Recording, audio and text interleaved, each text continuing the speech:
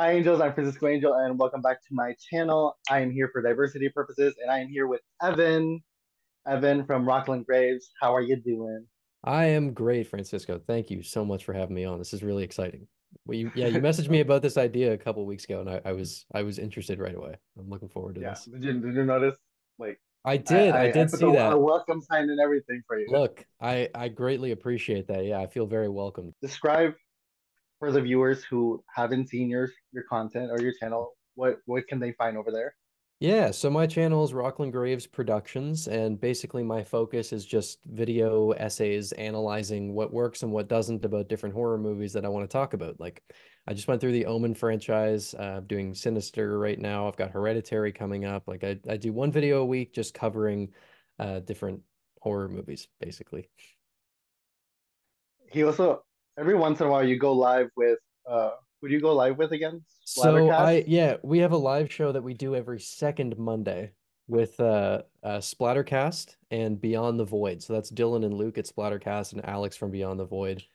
Fantastic people. They both have wonderful, wonderful horror channels, and we do these bi-weekly live streams that we have been really enjoying. The first one was a very spur of the moment thing, but then after it, we were like, we got to keep doing this. This is really good. If you guys want to check out his stuff, I'll link all his stuff, including his social security and his address down below. That'd be great. But yeah, so today we're going to talk about horror movies that have inspired us. So we both bought five. And for any of you who are watching, we will get into spoilers. So I will put timestamps each down below on each movie. So if there's a movie you haven't seen, but you just want to skip to the next one, you can do so and not get it spoiled.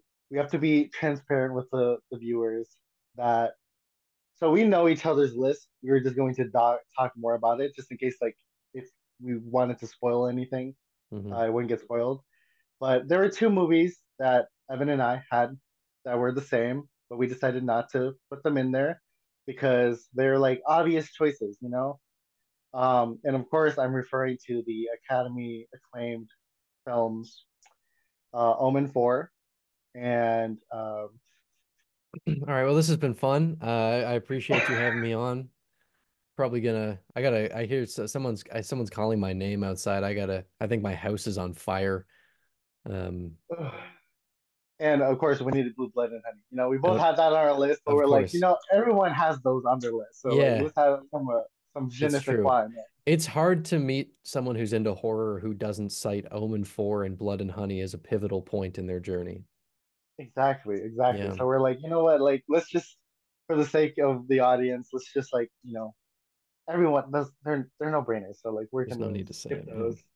Yeah. Yeah. Before we get into it, let's talk about a little our history with horror. Like, when did you start to get into horror? What got you into horror? Hmm. So I got into horror very young. I would have been around 5 years old, maybe. Basically, as soon as I became aware of my dad's Halloween display, which is in the intro of all of my videos, he handmade it out of just he would carve up styrofoam and paint it and built this whole cemetery, and we have fog machines and lighting and music. And I can remember being a young child going trick-or-treating, and there was something so alluring about just the atmosphere of being around that. And that was where it really kicked off for me. And then I started really watching horror movies. The first real one I saw would have been Paranormal Activity when I was 11. And that was history basically. Once I saw Paranormal Activity, which I haven't actually rewatched in many years, but that was the one that really kicked off my love going. And it would have been much sooner if my parents let me watch horror movies younger than that. But I mean, I was reading Goosebumps and Scary Stories to Tell in the Dark throughout all of elementary school too. So it's always been a huge part for me. Yeah, I started the first horror movie I was exposed to, and which I'll talk about, was at the age of 3, and my parents. It's not that they would let me watch horror movies; it's that they wouldn't care if I was in the room while they were Right. watching a horror movie. So, you know, growing up, I was exposed to like It and Child's Play and Halloween and Scream. And then they'd be like, if you don't behave, the clown from It's gonna come and get you. The clown's gonna come and get you. Um, and then yes, I was also a Goosebump reader. You know, stories to tell, stories to read in the dark, and um, in my first grade, the I don't know. Have you heard of the Spider and the Fly? Yeah. Yeah, that book, that was my favorite book in first grade. And now I look Nice. back at it, I'm like, that is dark, but good Yeah. message. So, but yeah, I was also very much into horror, and I'll get more into it as we describe it because some of these were my favorite when I was like 5. So, Hmm. but yes. Now, what is your number 5 for a horror movie that inspires you? So, I might as well just start off by saying Paranormal Activity because I just mentioned that one because it was the movie that really got me into the genre. That would have been one that I have to put on if I'm ever talking about things that impacted me a lot. I can remember I was just talking about this on Sledgehammer, opening the case and seeing the gray on gray disc, and there was no artwork on it, and there was something so mysterious and creepy about that. And I mean, I would watch that movie like once a week for a stretch back then. So that would have been it. Do you want me to go through all five of mine right now, or just like Just the 5, or just the cool? number 5. Okay, so Sorry, yeah, sorry, just number 5. Yeah, yeah, no worries, man. So yeah, Paranormal Activity would be my number five. Okay. What is the scene that really, or like what impacted you most from that whole movie? Uh, there were a number of things, and some of it were ideas that were brought up, especially in the second one. I was the older of two brothers, and there was an idea presented in the second movie where basically this demon is taking the firstborn male child in every family. So I remember staying up at night, like just like, oh my God, but did my parents make a deal with the devil? Am I gonna get taken? It scared the hell out of me. But in that first one, um, I would say the moment that was most memorable to me was when right at the end of the movie when you can hear Katie's footsteps coming up the stairs after Mika runs down and then screaming and then silence and then you just hear those footsteps. And I remember the build up to that, knowing something was coming. Like my heart could have won a world record at that point. I'll never forget that moment. That would be the one that had the biggest impact on me for sure. Was it? I remember all the memes that came after it, like the Yeah. blanket on too hot, blanket off too cold, Yeah. blanket on one leg out, demon. Yeah, exactly. Yeah. But I actually, the second movie was my first movie theater horror experience. Oh, So I no do way. remember that. I went with my mom and we're like, it's funny they listen to the maid, but nobody listens to the maid. No one ever listens to the Uh, maid. I'm telling you. But yes, my number 5 is Ginger Snaps. So Ginger Snaps was the first horror movie I was exposed to at the ripe age of 3. I just remember I have the image painted very vividly. So my dad was on the sofa and he had one of those like trays for those. It was really like 90s, early 2000s, those food trays so you can sit on the couch and Yeah. eat your meal. So he had one of those, and I was playing with my Scooby Doo set. I had the whole game, the Mystery Machine. I was just playing with my action figures, and I remember I looked up, and it was the scene in Ginger Snaps where she gets attacked by the wolf and she's getting dragged. So that was the like I just looked up and it was that scene immediately. Ginger just getting dragged Hmm. and like thrown around and bitten by this wolf and whatever. Um, and I remember this. I don't know how this is gonna make me sound, but I just remember like not being scared, but more like, oh, interesting. Like I, Mm. I was like invested. But yeah, looking back at it, it's very and for those who don't know, my friend Kylie Haunted Hippie, she just made a video about ginger snaps and the feminine view. So it's a movie that like I look back at it and it's very fond for me because it was the first horror movie I was exposed to and kind of that first glimpse into like horror for me. Um, but yeah, like I mean, so much so that I can at the age of 3 I can picture everything how it was, like the whole living room, everything, our old apartment. But yeah, that's my number 5. That's awesome. You've one up me. I should have grabbed my Blu-rays. I didn't even think of it. Um, It happens, okay. Yeah, yeah. All right, so am I going on to my next one? Yeah. Cool. Okay, so the next one that I'm gonna go with is gonna be Halloween, and I'm trying to do these in the order that I was introduced to them. So Halloween was one that my dad saw back when it came out, and he would watch it every single year. And I remember growing up, like basically every year, I'd be like, "Can I watch it now?" Every Halloween night, and I always wanted to. And I remember when he finally let me and just being so taken by the atmosphere in that movie and the look of it, especially in the way that Haddonfield transformed from this like, familiar suburban area into this like deep blue, dark, otherworldly place where Michael Myers was now lurking in every shadow and around every corner. That transition was something that really, really stood out to me. And obviously the music was such a huge thing for me.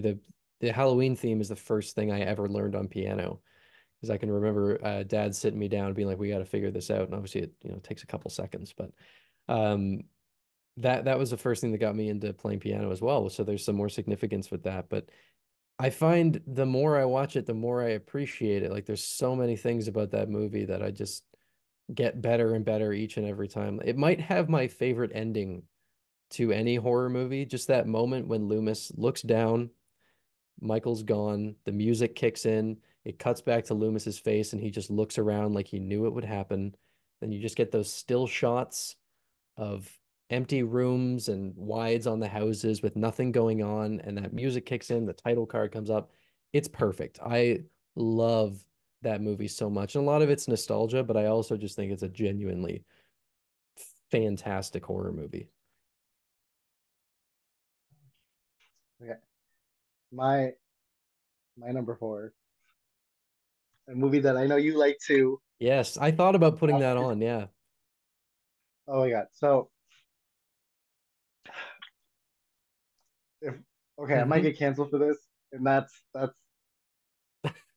Send it. y'all come for me. Y'all come for me if you want. I'll wait for you. So this is I'm piggybacking off of yours a little bit. The first time I watched Halloween, I wasn't impressed, and I felt so bad that I wasn't because I kept hearing how like amazing it is. But in context, I saw the original Halloween when I was 16 or 17. So then growing up with like early 2000 slashers, all Sure. those tropes that Halloween had set up, like kind of because I was so familiar with it, going Hmm. back to the original, like kind of ruined that for me in a way.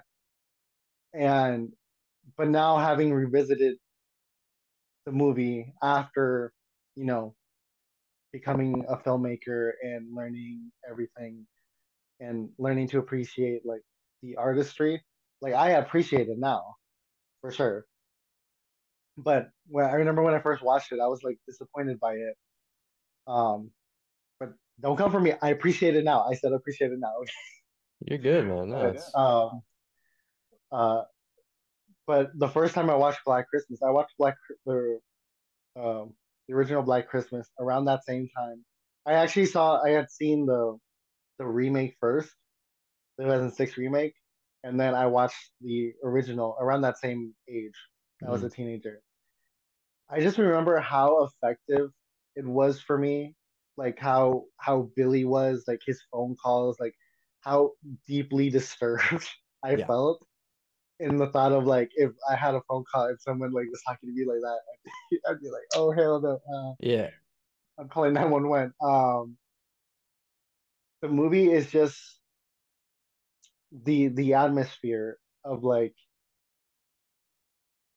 the death back then, not even showing who the death by the hook, like all Hmm. the deaths that aren't like too over the top, but they're just enough to like there's just like a realism to it, like a grounded nature to it that makes it more unsettling for me. And just like Halloween, I love endings where like it's just like oh shit, there's no resolution, there's no Yeah. explanation. It's just there, and that's the scary part is that when there is no explanation, when there is Yeah. no reason, and there is no definitive end. So that ending, when we find out that Billy is still alive and in the attic, it's just it's very effective for me. Yeah. And I know you recently watched the remake. Um, Yes. Yeah. yeah.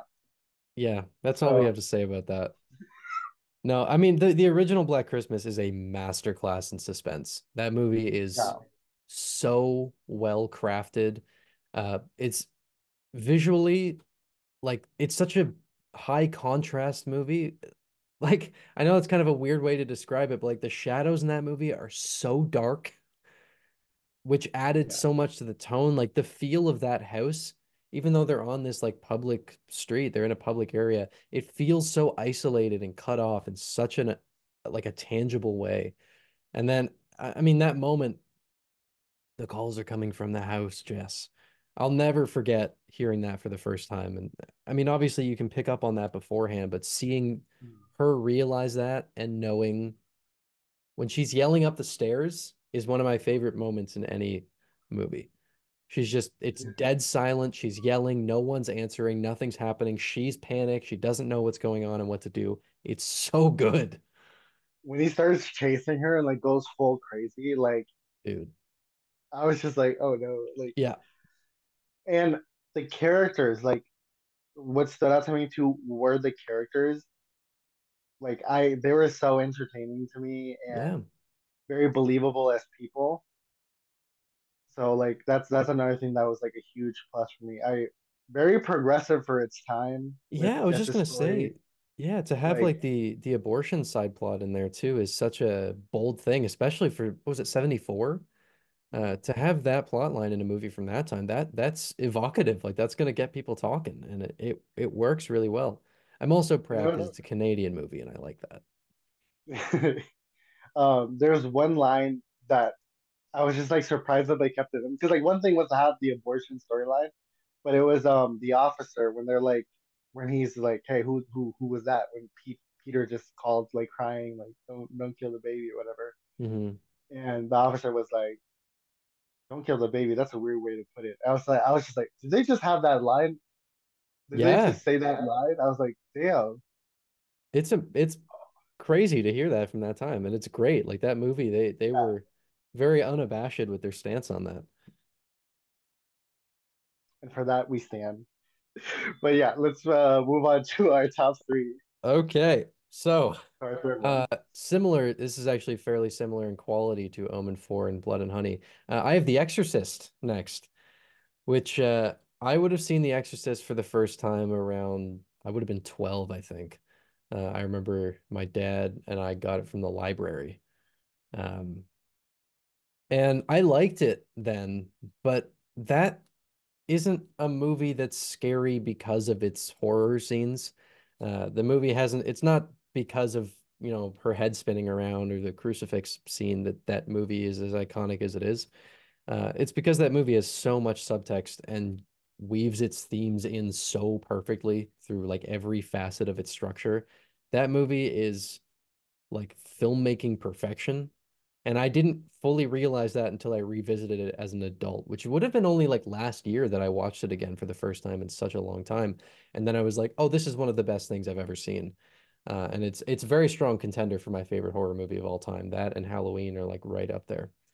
Um, I absolutely adore the characterization in The Exorcist. I love the way that it uses its situation to explore themes instead of just like flat out stating the point of the movie. The acting is absolutely incredible. It is shot in a very candid way. There's not a whole lot of like really sporadic cutting and crazy camera movement. It's very like you're steady and you're watching this play out, and it's really disturbing. And then the way that it weaved in like really grand religious imagery into this like quiet house was so fascinating. Like the moment when Father Karras and Father Merrin fall over and they look up on the bed and Reagan is sitting there doing this, and then you see the statue of Pazuzu from the start appear in the light and the fog, and then it goes right back to just a normal bedroom. One of my favorite moments in any movie. I could talk about that movie forever. There's so much to break down about it. It's incredible. And I also remember the main reason I put it on my list was because even though I didn't fully get it when I was younger, I will never forget sitting in the computer lab in elementary school when those were still a thing. And it was fall, it was like early fall, so the trees were still like bright orange and yellow. and I was looking out the window and I put on the theme from The Exorcist, the Tubular Bells theme, and I hear that playing and I'm looking out over these brisk fall trees and there's leaves blowing around, and that is one of my defining moments for getting so in love with the genre. I will never, never forget that. It was your core memory. Yeah. For some, for some reason, I thought where that was going was like I was playing the scary maze game. You know what? I did on the same day, the exact same day, I did play the Scary Maze game too. You're like computer lab. I was like scary maze game. Here it comes. Yep. Here. It did happen. It did happen. But yeah, I like you too. It was like Halloween. I wasn't impressed when I first saw it earlier on. But then revisiting as an adult, so much appreciation for it now. Way more because like I know stuff now, and Yeah, exactly. I'm knowledgeable about film stuff. But yeah, no, that's a good choice. I have that one as well. I'm trying to debate which one to do my third. Okay, I'll do this one. So my third movie is Wreck. Hmm. Listen, I so now we're up to my top three. So these top three, they're my unholy trinity. Like, and whenever someone says, what's your favorite horror movie?" I'm like, "This is my unholy trinity. This is what I got." So Wreck is my favorite found footage film. Um, just the way the film feels very real and is able to, because one of the biggest complaints with found footage is like why they don't like leave the camera, but they set it up in a way where like it makes sense why they have the camera on the whole time with this one, Yeah. as well as like all the you've seen Wreck, right? You said, Not for a long time, but I have yeah, seen it. yeah. Revisit it, buddy. Revisit it. I want to. I It's was so trying to great. find it last night and I couldn't find a place to rent it, so I'm gonna have to just buy the box Okay. set or something. Yes. Because that's what I bought. Yeah. Do not get the English dub. It is so infamously bad, That's what I've and heard. I was trying to find the one with Spanish subtitles and I just couldn't find it anywhere. Or English subtitles, but Spanish language, you know. it pisses me off that everywhere you like look to buy it online Yeah. digitally, it's the English dub. Like they don't give Yeah, you the Spanish exactly. dub That's why or I didn't watch it like last night. Yeah. yeah. I remember when I bought the box set.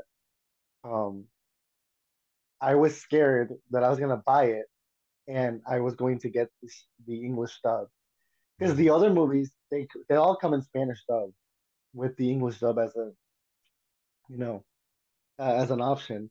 But no, because then I found out that it was from Scream Factory. Yeah, I'm like, okay, they're reliable. I do recommend it.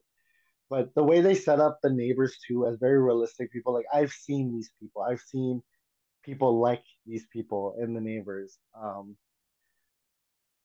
And up to the very end, like once because it's a slow start, but even in the beginning with Angela, it's very much like the beginning of this video. Y'all won't see it because we cut it out of me like flopping the intro. Like she's like to say this, she's like, "Oh, it's like is this good?" Like my hair, like, "Oh no, let's do it again." It's very grounded, it's very realistic. But then the last act of the film where it things just go bonkers.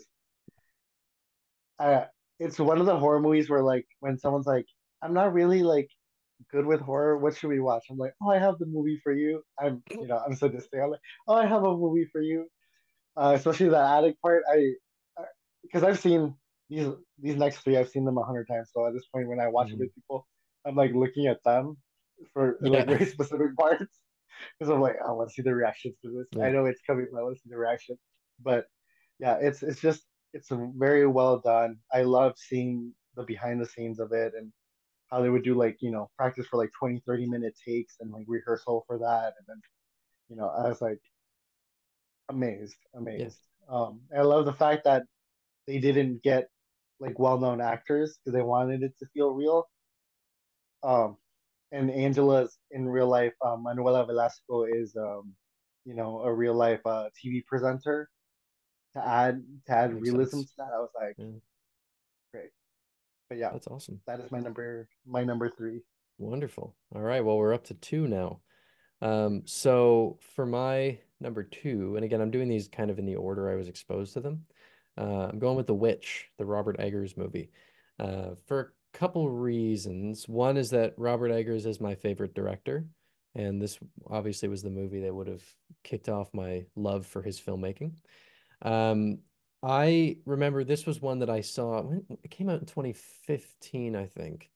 Um, and I remember seeing it for the first time around then. And again, liking it, but not fully, falling in love. And then I rewatched it a couple times over the years, and every time I would just be like, oh wait, there's something to this. There's an atmosphere. There's this like folklore feeling that I hadn't yet discovered I loved. And that was kind of the movie that showed me like, oh, you like folk horror, you just haven't realized it yet. Um, but now every time I watch that movie, even I'm picking up on more and more. And a lot of that's because you can't often understand what people are saying. So every time I rewatch it, I find I'm picking up on another line or a little piece of story that I missed out on, that adds a lot. The performances in that movie are one of the big things that sell me, particularly Ralph Ineson as the father figure of this family. I will never forget the scene when he is kneeling down on the ground, begging God to save his family, and he's eating dirt. It's just this really long, drawn out monologue. It's incredible, and it's such a beautifully shot movie. The fact that that was made for $2 million is absolutely absurd.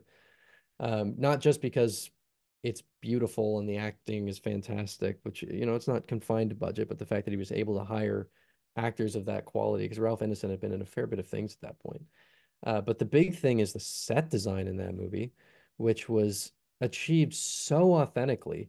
They built everything there to exactly match the way it would have been built back in the era that the film takes place in. And Eggers' commitment to accuracy is, I think, one of the things that makes his movies feel so immersive and complete because at no point are you taken out of the illusion since it's all so meticulously crafted. The score in that movie, too, by Mark Corvin using the Apprehension engine is one of the coolest things I've ever heard. Um, I mean I need to do a video on this movie at some point. There's so many little things like the shot early on when they're riding away in the cart right after they've been banished from the town and they almost disappear into the tree line, heading into this dark forest. It's beautiful. That is such an eerie, haunting movie that kicked off my love for who has become my favorite director. Actually, I have the screenplay book for The Lighthouse right next to me right now, so. I have yet to see The Lighthouse. I need to watch it. Mm. But the the Witch, because I 2 years ago I started my Blu-ray collection. It's still fairly small, Hmm. but that was one of the first movies I bought. I bought a lot of A24 movies, but that Yeah, was one of the first movies I bought on Blu-ray yeah. from start my collection. It's such a great movie, and It's if in full transparency, like I'm not a big folklore horror guy, mhm. but that movie, I was like, maybe I can be, maybe I Sure. can be.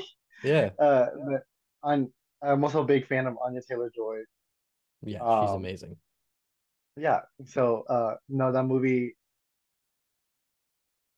especially because like also grew up religious, so then there were some like things that were touched upon where I was like, Yeah. you know, Yeah, I can see that for sure. yeah, I was like, yeah, but no, it's a great movie. It's a great movie. Okay, my number two, which you recently saw again, The Descent. Yes. The Descent. Oh my God, that movie. I think the thing that my top three, my unholy trinity, have in common is that they start off as something, but then turn into something else. Um, so The Descent, the first half, the feeling of like the horror based on like just surviving and like when they're like when she's in the tunnel and she gets stuck and they're like continuing and then you just like hear the sound design in this movie, you just hear like the boulders start to move, the anxiety that brings, or like Rebecca having to get to one end of this abyss to the other by like climbing and like setting up ropes for the other girls, like I can feel that my first chest half. tightening up right now. Yeah, plus watching so like watching this movie every time I'm introducing someone to this movie for the first time, I'm like, we have to watch it in the dark. Like we have to watch it in the dark. So we like have that experience. It makes us feel like we're in there with them, have that claustrophobic experience. And then but once the crawlers come in and it turns into like this different type of horror, this creature like chasing them and so the descent the descent and wreck I had watched when they came out. So like 2006, 2007, 9, something like that. So the descent, like I remember in elementary school, like I actually made I'd be like, hey guys, let's play the descent, which was basically like freeze tag, but like you would like if you made a noise when the person was right next to you, like you know, Oh, so like if you were quiet by the time they got up to you and they're trying yeah. to make you laugh, like they couldn't do anything. So like I literally like in grade school, like in fourth, fifth grade, I was like, let's play the descent, guys. Like I which that people were like, wait, you saw that young and that was your favorite movie? I said, Yeah. yeah, it's okay. I go to therapy, I think. Yeah. Yeah. Um, but no, it's just it's well done. The whole story with because I have to like tell I usually have to help some people with the fact that like Sarah's husband was like cheating on Juno because it doesn't spoon feed you. Like it gives you just No. enough for you to connect the dots. Um, but that whole like concept of like betrayal and with Sarah specifically and her trauma, and like her turning into this fighter at the end and like damn she turned into a fighter. Yeah. But it's just like it has everything. It's horror. It has suspense, anxiety induced suspense, uh, gore. It has drama. We love the drama. Um, but also like the connections with the other girls, like the two sisters. Like it's super sad once Sam gets killed in front of Rebecca, and then she follows afterwards. Like I it's just I can't say I can go on forever about how I love this movie. Like it's Mhm. just a great movie. Atmosphere is great. Yeah, that's my number two.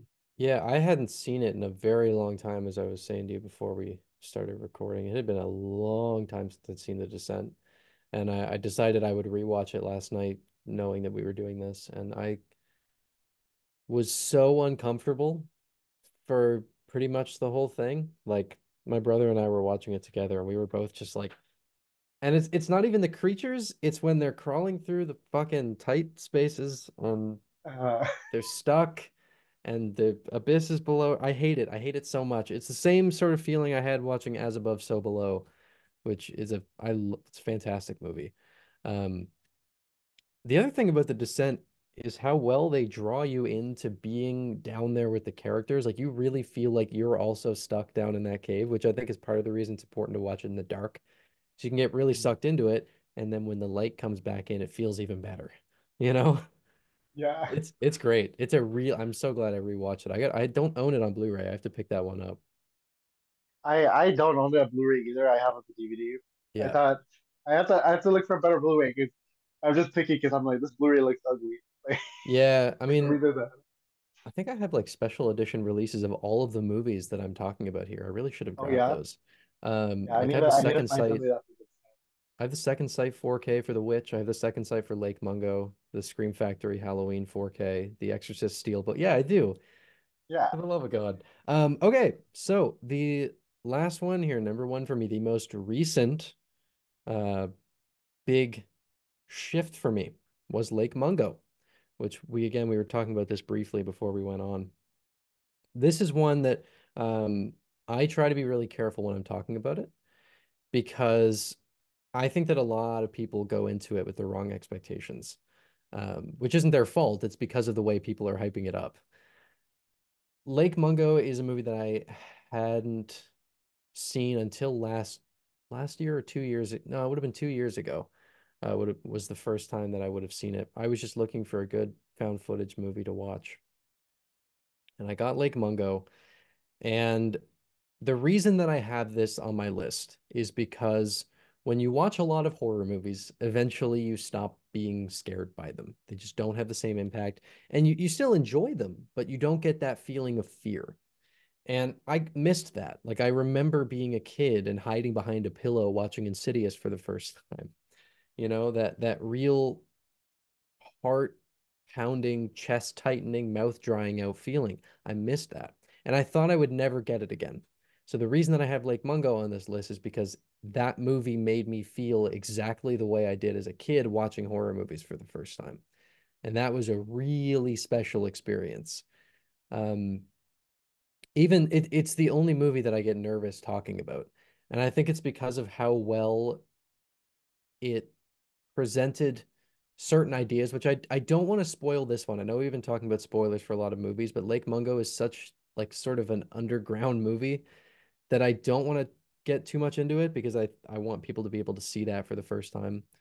Um, it's not just terrifying to me, which it is. It's also beautiful and it's so tragic. It is incredibly well acted. I always forget that I'm not watching an actual documentary when I'm watching Lake Mungo, which I think is part of the reason that it affects me so much. But it's so minimalistic. It's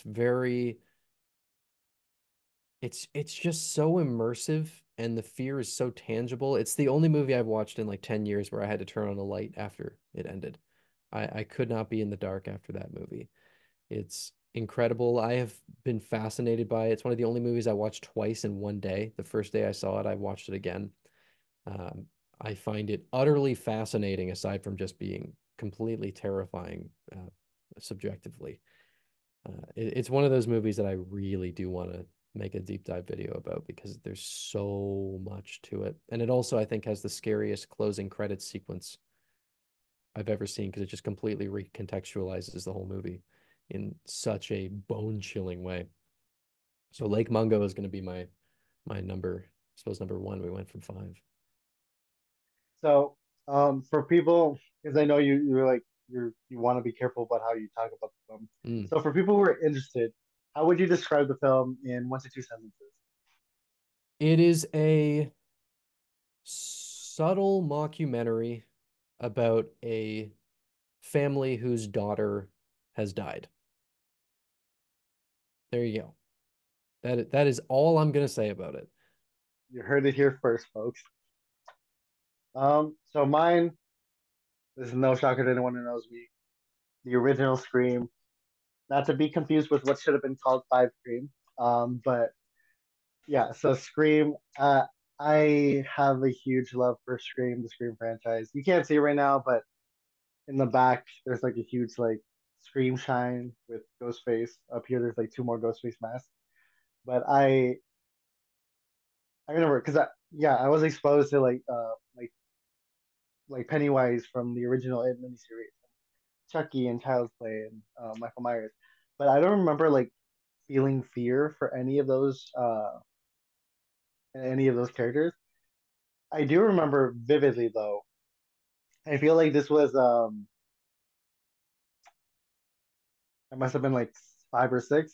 I was at my grandparents' place and they're watching Scream 2 and they watched the scene with Randy in the van. Mhm. And I went into my grandma's kitchen and my grandma's kitchen is like elongated, like it's a rectangle room. And from the darkness, I just imagine like Ghostface's white mask like come out from the darkness. And, like that's all I could see. Mm. And I remember like being like, no, I don't want anything from the kitchen anymore. Like I like it was one of the only times I've ever felt like genuine like fear about a character. Mm. Um, but growing up, like I said, right now I'm working on a movie that you can really tell Scream's influence uh, in.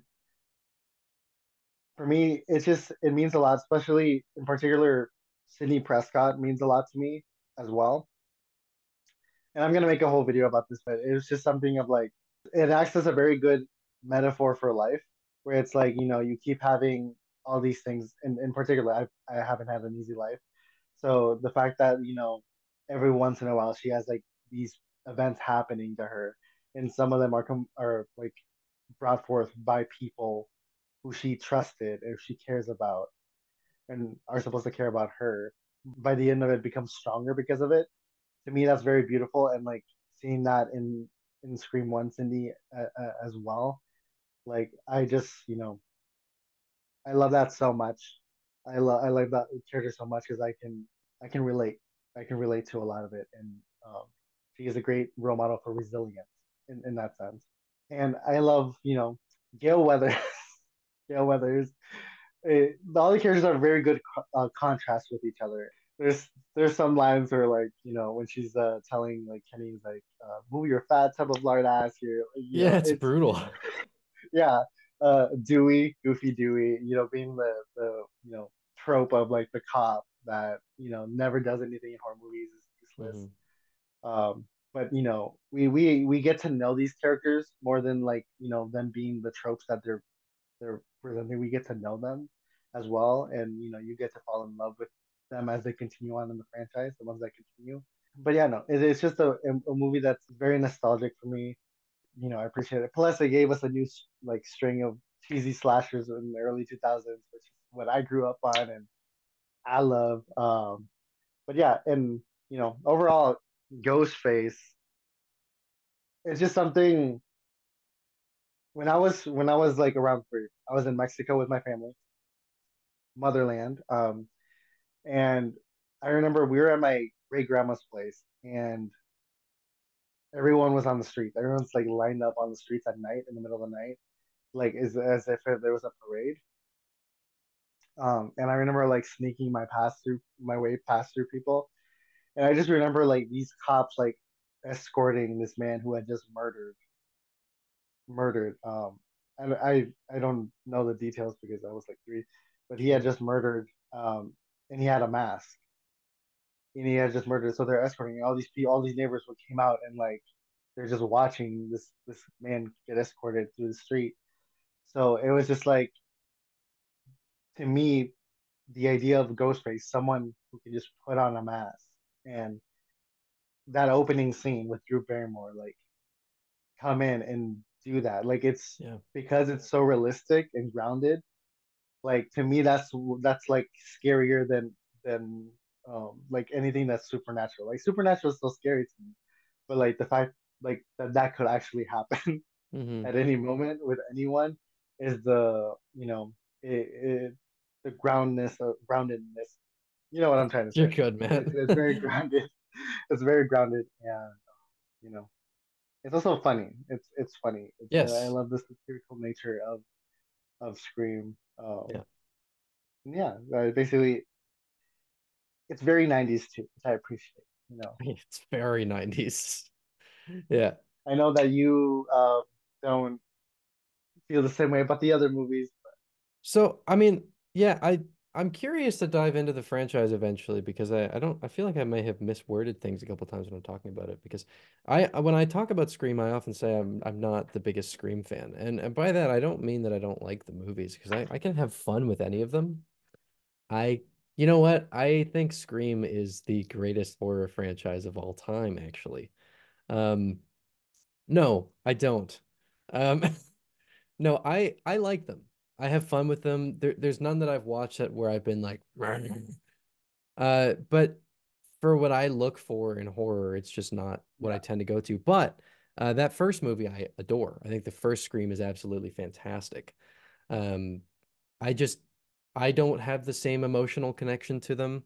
Um, I love like really dense atmosphere and sort of like quieter creepiness, more so than like self-referential like fun horror, which also has its place. They're both a very enjoyable brand, but yeah, I thoroughly enjoy the first Scream and I can have fun with the rest of the franchise as well. There's some ups and downs. thank you so much, Evan. Again, I'm gonna link all his stuff down below. As you know, I'm not used to doing videos, so I'm gonna be doing different things. Some of them are video essays, some of them are collabs like this, because I don't have a lot of friends that like to talk about horror. So I love talking with people who love horror, so we can talk about it. But yeah, let me know down below what you guys would like to see from this channel.